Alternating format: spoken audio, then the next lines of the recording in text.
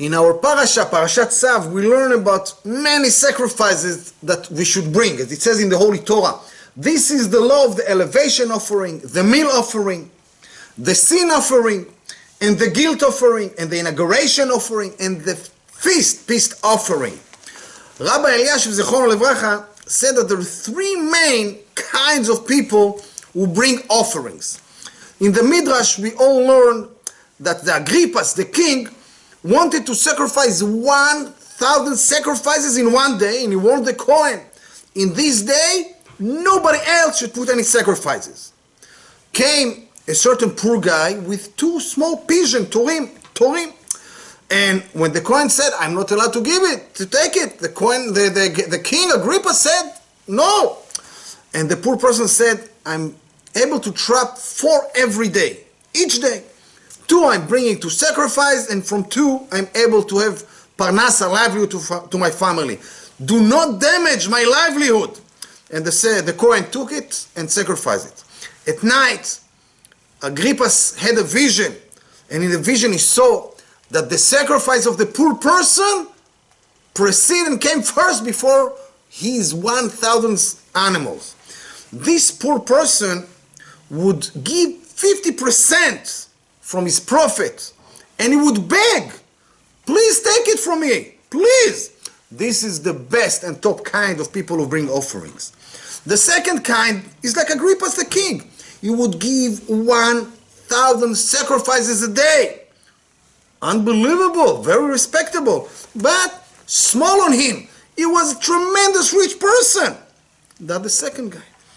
The third one is going on the ways of Cain, that we learn in the Midrash that he brought the offering from the leftovers of his food.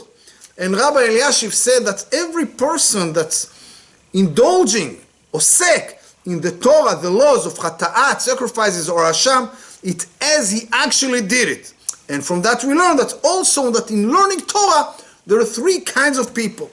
The best one is a person that cannot live one day without indulging all day in the Holy Torah, and he understands that all his livelihood and good things around depends on that learning. The second one is learning, but when it's fitting his time in schedule of the day. And the worst is from the left of his food, as Cain. He coming home after the day, eat, rest, read some papers, read again some papers. His wife saying, yo, you know what, go, maybe you should learn something. He look in the watch, not so bad. The shiur, the class is almost over. And he go to the shul. This is a kind of Dayenu Jew. That's mean, if he brought us in front of Mount Sinai but didn't give us the Torah, Dayenu, that's enough. We can do without the Torah, I think. Crazy guy. But if we got it, we need to do a little bit. And we're going to stop with a short true story. Few pious Hasidim came to the Imrei Emet Migur, and they claim and said that his grandfather, the Sfat Emet Zichrono Levracha, said that if they're going to really have kavana, aim, when they're saying Ana Hashem, they're going to see unbelievable, huge salvation. And they say, we cry, and we scream from the heart, but nothing happened.